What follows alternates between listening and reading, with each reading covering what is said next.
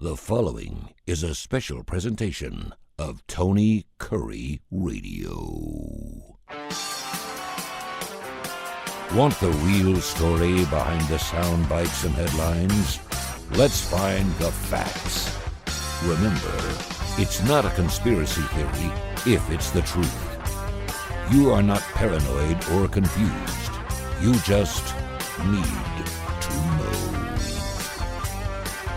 Good morning, everybody. Welcome to another edition of Need to Know. Kipper with you with everything you need to know. And the first thing you need to know is I'm recording this on Labor Day. I was just talking to the proprietor of this enterprise, the one and only Tony Kurre, and reminding him that today is Labor Day. But in the sweatshop that is TKR, Tony Kurre Radio, there ain't no stinking holidays. That's right, baby. That's right. No stinking holidays. Not even for Kipper. We work 24 hours a day, brother. Listen, the man's still repressing me. So we're going to forge ahead because it's Monday, and that means it's time for TKR to present Need to Know, and I'm happy to do it for you. Voice is a little raspy.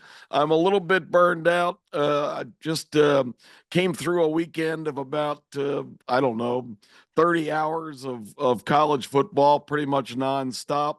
And got that back online.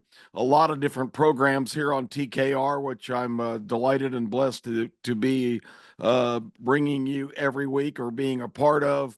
And of course, we do a lot of radio on terrestrial radio still, with back-to-back programs on Saturday and Sunday on WJOX 94.5 Birmingham.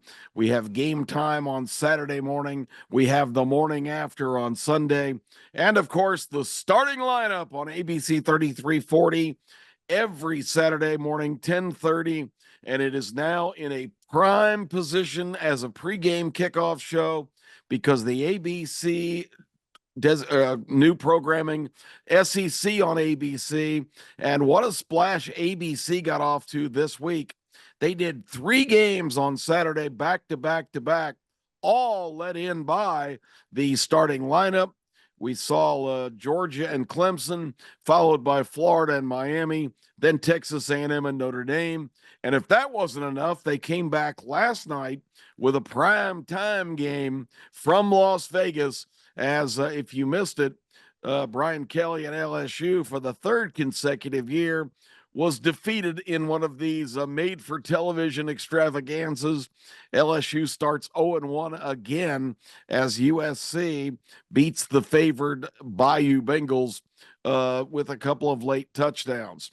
So anyway, I'm trying to get it together, and from a voice standpoint and energy level, get ready for Need to Know. Kind of a hodgepodge today, just a couple of odds and ends I want to talk about. Let's start with Labor Day itself. It's an interesting dynamic, and I think it ties very closely into what we have in this country right now in terms of our modern day situations. And if you really look, American history, we're only 248 years old. In the scheme of things, we're basically a toddler in terms of length of nation and civilization and whatnot. And so a lot of the influence, and it's one of the things, and I think I've mentioned it here on the show a few times, it's one of the things that really bothers me, that the whole concept of history, particularly American history, has not only been kind of ignored at this point. A lot of people, especially the younger generation that I'm still lucky enough through my sons to spend a lot of time interacting with people of the next generations. A lot of them will tell you, I don't really know much about history. I don't pay much attention to history. I don't like it. Whatever, it's boring. You can't really identify where you are as a country, as a principle of why you're here and what you stand for, or your individual beliefs, if you don't have some kind of foundation and basic understanding of how we've arrived in this place. And it's one of the things. I guess I was an oddball, but from the day I could walk and talk, I've been interested, fascinated really in how this country came to be, of what it is and what it's supposed to be, what it stands for, what its founding principles are, the people that did what they accomplished, to come with this audacious idea of this exceptional country where the government is not run by a king, is not run by a dictator. It's not a group of people telling you what you can and can't do. This is a country where the concept was the citizens of the country are going to set the tone and are going to make the decisions. They're going to elect representatives to go and directly watch out for their interests in a central government situation that is conceived to be basically for the security of this nation and for passing laws that are for the good of this nation, working closely in conjunction with the states, hence the United States of America. This was not the United Federal Government of America. And the concept is brilliant on its own, a government of the people, by the people, for the people. But we see ourselves kind of drifting away from that principle, and no wonder, because the people that have kind of formed an opposite view of things don't have really the foundation of knowledge of what this country was founded upon and the absolute genius, brilliance, really, of what the conception of the founding fathers were. These guys had this vision, and it started, and like to talk about a little bit on this Labor Day, and we'll get into the concepts of how that began in just a minute.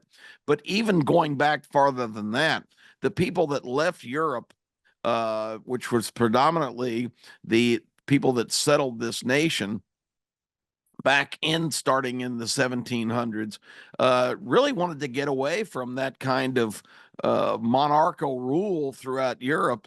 And what a gig they had back in those days. For those of you who don't know the history, all of these countries in Europe basically were ruled by two families. They were all related. They were all cousins. It was all a bunch of incestuous, close bloodlines with nieces and nephews and cousins and even brothers and sisters in some cases. And all of these people ruled different countries. In fact, World War I in the early part of the 20th century was basically starting off a conflict between England, France, in combination basically with against Germany, and all of those countries were ruled by people that were related to each other. So it was kind of like a giant family feud. Really kind of a situation that a lot of people that yearn to make their own decisions and go somewhere and take a chance that they can make a better life for themselves and their families and their future descendants. Took that chance, got on a boat, which was not a done deal, by the way. A lot of the ways people got to this country, unlike now where we're flying people in and putting them on buses and driving them to the border, it was an ominous thing to come over here for the most part and try and develop this new country with this bold new idea. And it was a bold new idea. It was an experiment, really. There had been in ancient situations of civilizations like Greece and Rome, the foundations of this kind of approach, but it was always kind of usurped eventually because somebody rose to power that kind of took away the whole concept of citizen government, even if they were still elected people in other branches of the government. But a lot of the foundation of America comes from those ancient civilizations who were on the right track. But always, always in the history of the world, there have been people that just think that they are more qualified to make decisions, elitists that get into positions of power that kind of tear down the whole concept of representative government. And that's sort of an overview of where we are right now. But again, I blame a lot of this on the fact that the education system in this country has just deteriorated to the point where we don't teach kids how they've gotten to this point, and how, and the sacrifices, and the audacity really of our founders to forge this whole bold experiment. And I think that's really an unfortunate thing, because I think if more people really understood what this country is, what it was founded on, what it stands for, I don't think you'd have so much idiocy of people parading around in the streets and screaming and yelling. You always hear the narrative that, protests are part of America, and yes, they are, but they're protests not founded on stupidity and on indoctrination of those who have other ideas of what America should be. And I think all too often, if they do stick a microphone in the face of somebody stomping around and yelling and screaming and burning American flags and all of that, you don't really get any substance from these people. They really don't know what they're out there protesting. Right now, of course, we've got this gigantic movement, and I really want to get into this as we wrap things up in a few minutes. But right now, you've got people in the streets demanding a ceasefire in Israel and the Middle East, and reaching a peace deal. If those people had any idea how just moronic that position is, and I'm going to tell you why it is in just a second, but if anybody had any understanding, yes, protesting is part of the deal, and being able to have your voice be heard, but your voice needs to be based on some knowledge, not just this knee-jerk reaction prompted by others. And in all of these cases, you've got these individuals that get involved in this that are paid agitators. And I've talked about this before. This is not speculation. This is absolute proof, because so if the media gets off of their ass and does their job and looks into any of these individuals, and occasionally there'll be some ambitious journalist or organization that does it, you find that the people out there stirring up all this trouble in a lot of our big cities, and in places where there's media attention. It's always got to be media attention. You don't see these people gathering in Butte, Montana, or out in the California desert. They have to be where there is exposure, because that's what this is all about. But the fact of the matter is, it's got to be based on protest and demands for change based on stupidity are not a very smart approach. And I'm getting out of my sequence here, but I'll circle back, because the two basic themes today was to talk about the concept of America and what it stands for, to talk about this holiday and how it fits in to everything that is happening now. But since I've already kind of gotten off that highway onto the exit of talking about this whole Middle East situation, let me get that out of the way first. I watched a lot of media coverage late last night, still kind of wound up and couldn't get to sleep. I was flipping around, and on 2 or 3 networks, I hear these people saying, well, including, let me just point out, including our candidate on the Democrat side for president, Kamala Harris, I hear her saying, well, it is absolutely essential that we go ahead and get the deal, get the ceasefire with Hamas, and get the Israelis to stand down. Because when they say ceasefire, they're not talking about the cessation of hostilities. They're talking about Israel ceasing fire. They're talking about Israel not trying to defend their right to exist. And that is exactly what Israel is trying to do now. When you fall into a pit of rattlesnakes, you've got 2 choices. You can fight and try to kill off the rattlesnakes that will kill you, or you can just try and sit there and be still and hope that they'll go away, which they won't. because you can't make a deal with a pit of rattlesnakes. You can't negotiate with them. And Hamas is not a country. It is an entity with one central theme: to eliminate Israel from the face of the earth, and that means eliminating Israelis. So you've got people out in the street chanting and yelling about genocide and how Israel is destroying the poor Palestinian people, when the people behind that are an organization recognized around the world as a terrorist organization. Let me say that again. They are recognized and certified by the entire world. Hamas is a terrorist organization funded by a terrorist state, Iran. So you've got people out defending Hamas. You've got idiot journalists saying, well, it's just high time that a deal's made and these peace talks are going on. So you've got a whole delegation of these idiots from all of these parts of the world, including ours, this administration, who I don't know whose administration it is. Our president hasn't been present and accounted for in more than almost 2.5 weeks now, after a 9-day stint in Delaware, following a 7-day stint on the West Coast at a donor's house in California. So we've got an absentee president and vice president because she's out actually running for president. You've got whoever the shadow government people pulling the strings. I guess they're on duty. They don't work for Tony Kurre Radio, so I'm sure they're not working today. But the bottom line is, you've got all of this insanity going on, this vacuum of leadership in America. So you've got a bunch of suits and,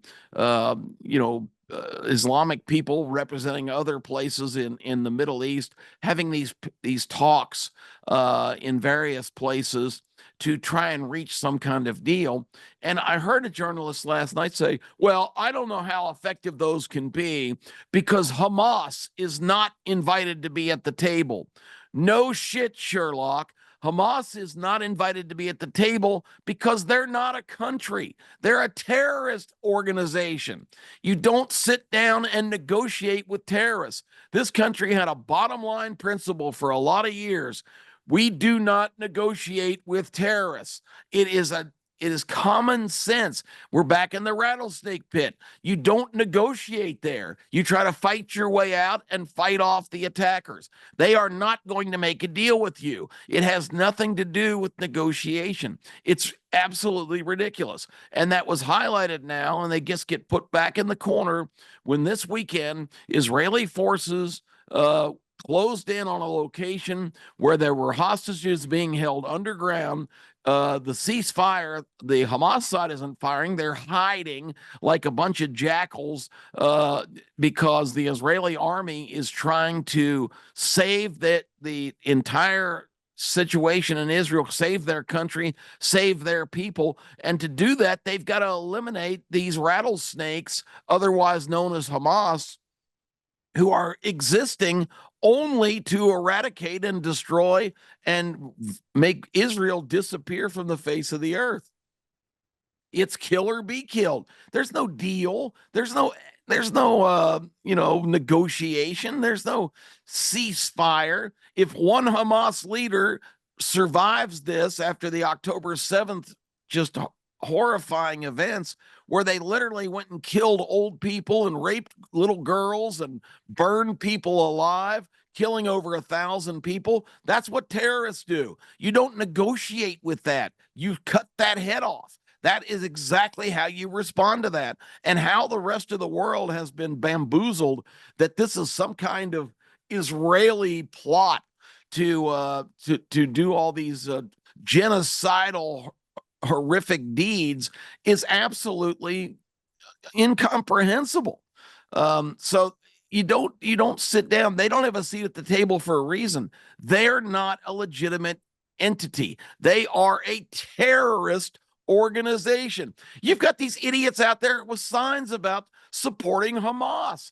It's absolutely bizarre. Women screaming, yelling that Hamas is coming and we've got to support them. And it's just terrible that all these people are being killed. Hamas and the Palestinian people are not the same thing. Although the Palestinian people, if you ask the man on the street, they're indoctrinated the same way these morons in our country are, because they think Hamas is fighting for their best interests. They don't realize that Hamas doesn't give a happy damn about them, that all the resources that the world is sending in there for the poor, abused Palestinian people, Hamas is taking and selling on the black market so they can still fund their efforts to continue this war with Israel. The sheer stupidity and really ignorance is a better word, because the people probably aren't really stupid. They're just ignorant because they only want to see what they're told to see. Nobody wants to use their own mind to say, wait a minute, what are we out here protesting and fighting for?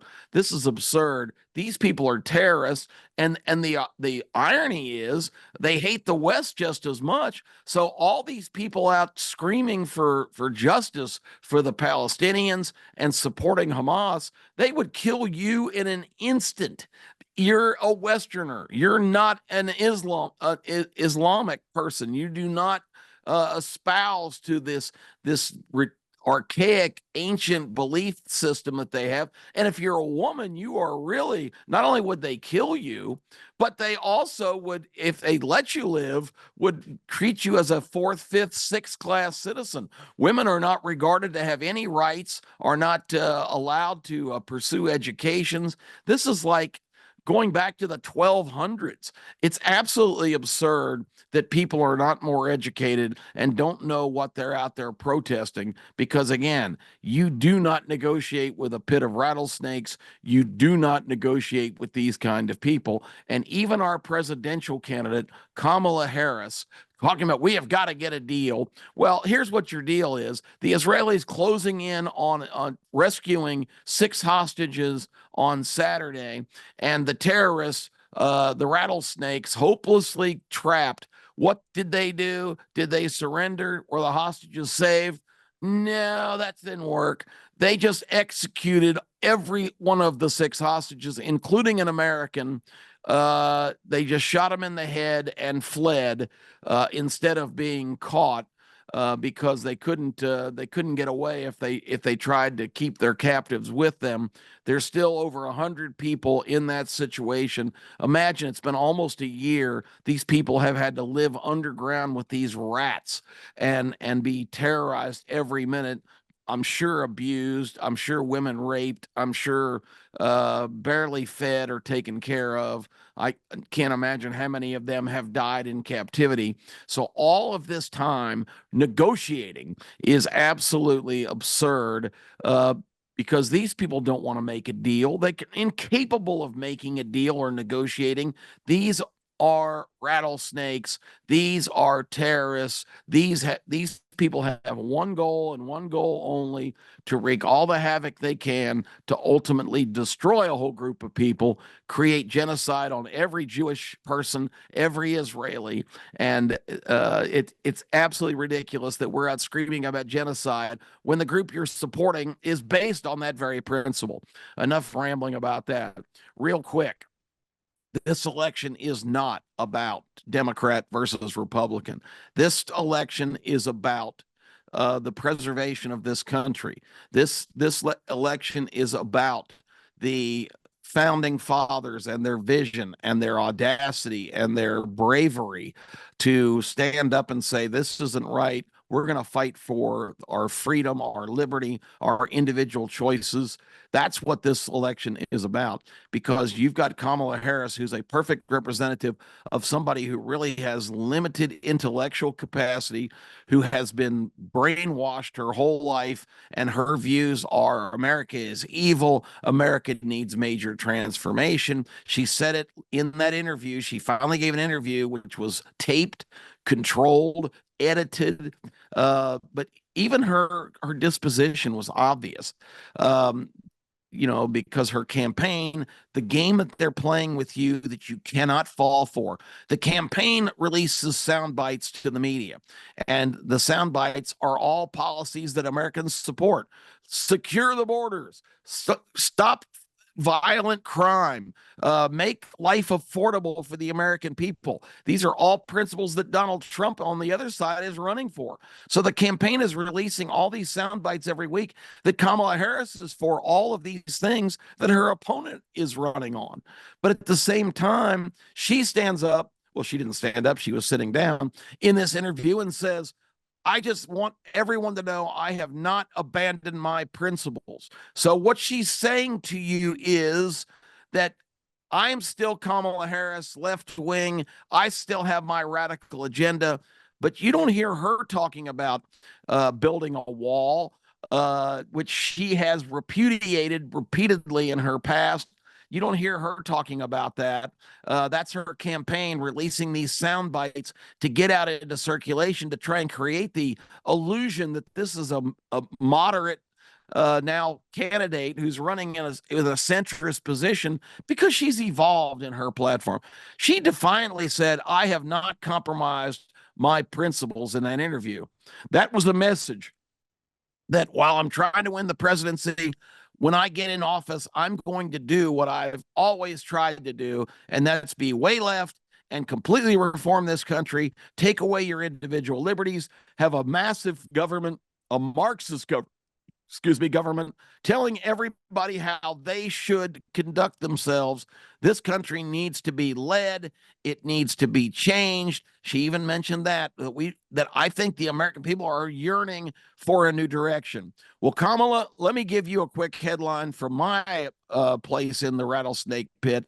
I don't want to negotiate with you. I don't want to compromise my position. And I think if my fellow Americans would spend 10 minutes and look at this from a realistic standpoint, you all would agree with me that we don't need any part of this socialist, delusional, intellectually limited person who is running against taking away the whole concept of America, which was founded with American exceptionalism, which is not a concept that we're better than everybody else. It's a concept that we need to found a nation that is a shining city on a hill. It's a biblical passage, and it talks about all eyes will be cast upon the shining city on the hill. Ronald Reagan talked about it all the time. It means that we're going to be something above everybody else in the world, that we're going to aspire to be the ultimate society where there's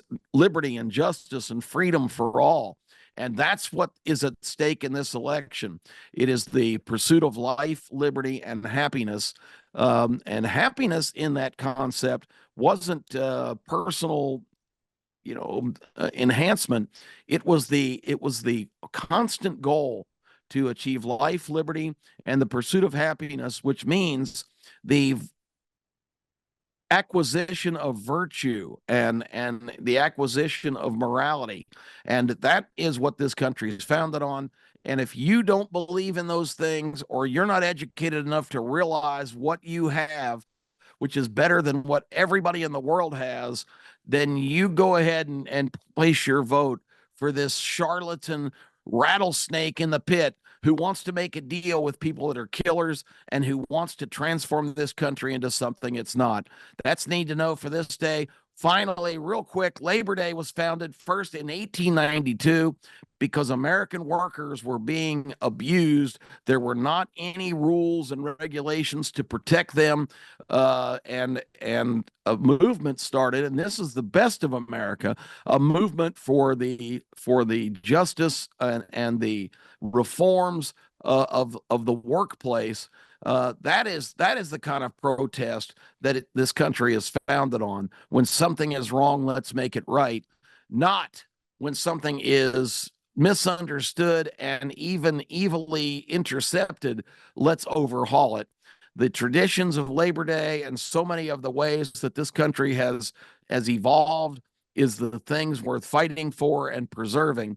And to just go, well, this is going to be great. This is going to be a female of color. It's going to be historic to put her in office. Yeah, it's going to be historic and suicidal, because this woman does not believe in the concepts of America that you and I believe in.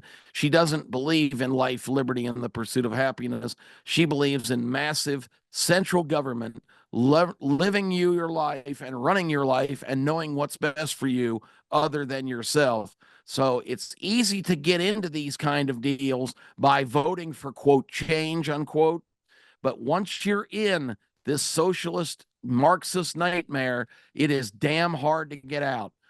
It's a bottom line deal. You either vote for America or you vote to be Venezuela, who is now suffering the repercussions from 20 years ago, making the horrible decision to put socialists in charge. Their country is down the drain. It is a hellhole. And if that's the path you want to go down, there's plenty of historical precedent to tell you that that's a horrible decision to go that direction. Back to the whole concept of understanding history and learning from it. And that's the message today on Need to Know. Have a wonderful holiday weekend, everybody. College football's back, so all's right with the world. We'll be back with you next Monday. Not a holiday, so we'll report for duty on the Tony Kurre Network. I'm Kipper. Have a fantastic week, everybody.